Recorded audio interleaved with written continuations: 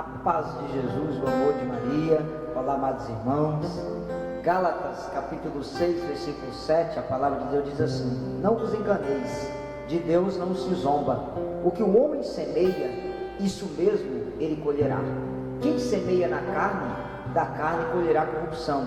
Quem semeia no Espírito, do Espírito colherá a vida eterna. O que você aprende com esse texto? Deus é tão misericordioso que te dá o direito de você plantar o que você quiser, mas Deus é tão justo que você colhe aquilo que você planta. Aquilo que você plantar, você vai colher. Quem planta bênção, colhe bênção. Quem planta graça, colhe graça. Quem planta santidade, colhe salvação. Mas quem planta maldição, colhe maldição. Quem planta vento, colhe tempestade. E talvez a grande ilusão que nós estamos tendo no mundo hoje é que nós estamos pregando uma verdadeira ilusão, que é a ilusão da misericórdia sem conversão e sem arrependimento. As pessoas querem um Deus que é amor, mas é um Deus que é amor, mas que não seja justo. O Deus que é pai, agora virou vovô, que passa a mão na cabeça do seu netinho e dá para eles o direito de fazer o que eles quiserem, e afinal de contas, no fim, todo mundo se salva. Essa é a pior ilusão que existe. Primeiro eu queria que você aprendesse que o parágrafo 982 do Catecismo da Igreja Católica, ele diz assim: não há pecado algum, por mais grave que seja, que a Santa Igreja, no sangue de Cristo, não possa perdoar. Não existe ninguém, por mal e culpado que seja, que não deve esperar com segurança o seu perdão, desde que seu arrependimento seja sincero. Vou repetir: desde que seu arrependimento seja sincero. Todo o seu pecado, em toda a sua história, ele não passa de uma gota d'água no oceano da divina misericórdia. Mas misericórdia não é direito de você pecar, é oportunidade de você abandonar o pecado. Misericórdia não é direito de você errar, é oportunidade de consertar o que você errou e voltar a acertar na vida. Misericórdia não é direito de você continuar burriscando a página da sua história, é direito de você pôr o ponto final, virar a página e escrever uma nova história. Misericórdia não é direito de você ficar no adultério, é oportunidade de você largar o adultério. Misericórdia não é direito de você ficar enchendo a cara na cachaça, é oportunidade de você abandonar o alcoolismo. Misericórdia não é direito de você ficar na corrupção, é oportunidade de abandonar a corrupção. Misericórdia não é direito de você ficar vivendo na prática homossexual, achando que toda forma de amor vale. Misericórdia é direito de você se converter, abandonar essa prática homossexual e seguir o caminho da santidade, da renúncia e da castidade. Misericórdia não é direito de você ficar no tráfico de drogas ou sendo usuário de drogas, é oportunidade que Deus te dá de abandonar as drogas e seguir uma vida de santidade. Então Dom Bosco já dizia: quem peca pensando na misericórdia não é digno de misericórdia. Então, filho, é sobre isso que eu quero ensinar para você nesses breves minutos. Santo Agostinho, lá no século IV, ele dizia assim: Deus espera com paciência, mas não espera sempre. Pois se o Senhor sempre nos tolerasse, ninguém se condenaria. O próprio Jesus disse: é larga a porta e espaçoso o caminho que leva à perdição, e muitos são os que entram por ele. Mateus 7,13. Quem ofende a Deus, fiado na esperança de ser perdoado, é um escarnecedor e não penitente. Ou seja, eu peco, Deus é misericórdia, Ele vai me perdoar. Você não é penitente, você é um escarnecedor da misericórdia, você é um abusador da misericórdia. Santo Agostinho continua dizendo: o demônio seduz os homens de duas maneiras, com desespero e com esperança. Depois que o pecador cometeu o delito, ele arrasta ao desespero e ao temor da justiça divina. Mas antes de pecar, excita-o a cair em tentação pela esperança na divina misericórdia. Olha a profundidade disso. Na hora que você está em pé, o diabo fala: não, pode pecar, pode transar com seu namorado à vontade, Deus é misericórdia. E na hora que você cai, o diabo coloca desespero, culpa, você se sentir sujo, impuro e não se arrepender e se condenar. Cuidado com isso. Cuidado com isso, que o demônio é mestre em fazer isso em você. Quando você estiver em pé, tenha temor à justiça de Deus. Quando você estiver caído, olhe para o coração misericordioso de Deus e nunca o contrário. O próprio Santo Agostinho vai nos advertindo: depois do pecado, tenha esperança na divina misericórdia. Antes do pecado, tema a justiça divina. E assim é com efeito, porque não merece a misericórdia aquele que se serve dela para ofender a Deus. Continua: a misericórdia é para quem teme a Deus, e não para quem dela se serve com o propósito de ofendê-lo. Olha o ensinamento de Santo Agostinho, amados. Misericórdia para quem teme a Deus, e não para quem se serve da misericórdia para ofender a Deus no pecado. Ai daquele que para pecar confia na esperança da misericórdia. A quantos essa vã ilusão tem enganado e o diabo tem levado à perdição.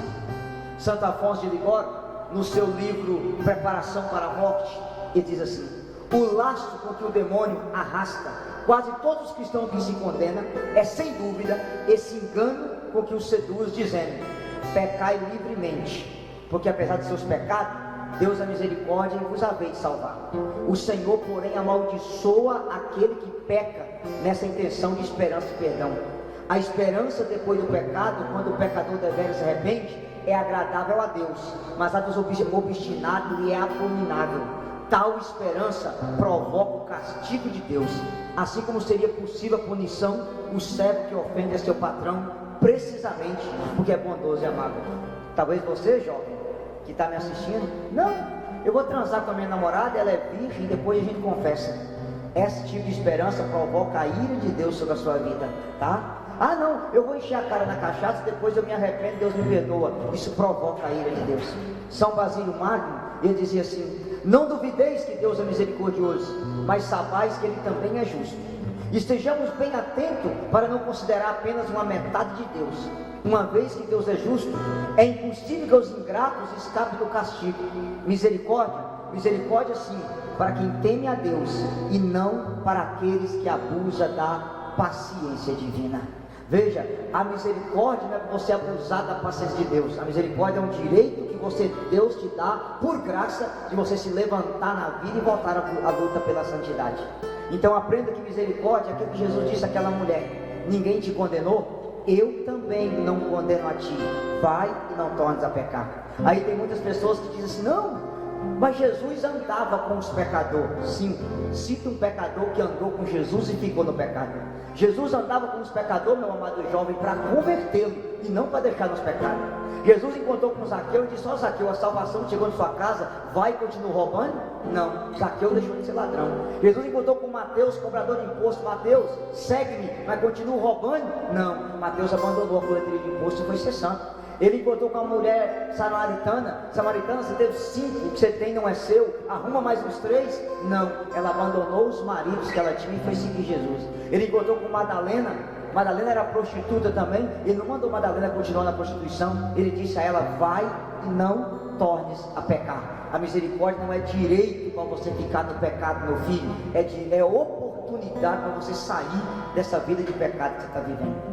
Outra coisa importante, antes de nós encerrarmos com Santo Ambrósio, Santo Agostinho dizia assim: não desespere pela sua salvação. Um dos ladrões foi salvo no último momento, mas não seja presunçoso. Um dos ladrões foi condenado no último momento. Para dizer o que para você? O bandido da direita alcançou a salvação no último instante, mas o da esquerda perdeu a salvação no último instante. Para dizer o que para mim e para você? Não entre nessa história: não, quando eu ficar velho eu vou para a igreja, quando eu ficar velho eu abandono esse pecado. Cuidado, porque aquele bandido da esquerda foi presunçoso, no último instante ele perdeu a salvação. O da direita teve a esperança na misericórdia e se arrependeu. Então muito cuidado, meu irmão, porque no último instante um bandido foi salvo, mas no último instante um bandido também foi condenado. E a palavra de Deus, eu termino com esses 2 versículos com vocês, para a gente citar Santo Ambrósio.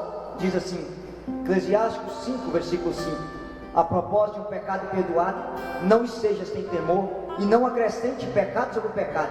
Não diga: a misericórdia do Senhor é grande, Ele terá piedade da multidão de meus pecados, pois piedade e cólera são nele igualmente rápida, e seu furor visa os pecadores. Não te demores em te converter ao Senhor, não adiante de dia em dia, pois sua cólera virá de repente, e Ele te perderá no dia do castigo. Depois, amados, Eclesiastes 16, versículo 12. Eclesiastes 16, 12: pois misericórdia e ira estão sempre em Deus, grandemente misericordioso, porém capaz de cólera. Os seus castigos se igualam à sua misericórdia, e Ele julga o homem conforme as suas obras. Ele julga o homem conforme as suas obras. E eu termino dizendo a vocês 3 coisas. Número 1: Deus me ama do jeito que eu sou. Completa a frase: mas não quer que eu fique do jeito que eu estou. Deus ama você, mas Deus abomina seu pecado e te chama você à conversão. Número 2, igreja não é tribunal para apontar o pecado, igreja é hospital para acolher a todos. Sim, a igreja é um hospital, que você entra doente e sai curado, e não mais doente que entrou. A igreja é um hospital que o cara entra no adultério com a amante, volta para a esposa e abandona a amante. A igreja é um hospital que o jovem entra transando com a namorada e abandona esse sexo desregrado para viver a santidade. A igreja é um hospital que você entra escravo da pornografia e sai livre da pornografia. A igreja é um hospital que você entra embriagado de cachaça e sai embriagado da água viva do Espírito Santo. Igreja é um hospital que você entra viver na prática homossexual e sai livre dessa prática e viver na castidade. Igreja é um hospital que você entra corrupto e sai de lá vivendo na honestidade. Então a igreja é um hospital que você entra doente e sai curado, e não igualzinho você entrou. Não vem com essa onda para cima de mim, porque isso aí não cola, meu querido. Você não pode me julgar. Julgar é uma coisa, exortar é outra coisa. E falar a verdade com você não é julgar. Falar a verdade é anunciar a libertação que Deus tem que fazer na sua vida. E a outra coisa mais importante, Santo Ambrósio dizia que a misericórdia, para ser verdadeira, tem que ter 3 características, tá? 3 características. Número 1, afetiva. Número 2, efetiva. Número 3, reta razão. Ele compara Jesus com a mulher adulta. O que é misericórdia afetiva? Se colocar no lugar do outro. Aquela mulher estava caída no chão, Jesus se agachou e começou a se escrever. Ele se colocou no lugar dela. Misericórdia efetiva é você fazer algo pelo outro. Ele disse: ninguém te condenou, eu também não te condeno. Mas a misericórdia tem que ter reta razão. Ele disse para ela: vai e não tornes a pecar. Deus não quer saber quantos passos errados você deu até hoje, mas quantos passos certos você vai dar a partir de hoje. Portanto, não fique no pecado, não fique nessa vida errada que você está vivendo, porque Deus quer você na santidade. E se você não se converter, você será condenado. Não perca a sua salvação. Venha para Jesus, receba o perdão de Jesus e abandone a vida velha para a glória de Deus. E não esqueça que o Santo Agostinho dizia: não desespere, um dos ladrões foi salvo, mas não seja presunçoso, um dos ladrões também foi condenado. Louvado seja nosso Senhor Jesus Cristo. Em nome do Pai, do Filho e do Espírito Santo. Amém. Deus abençoe vocês.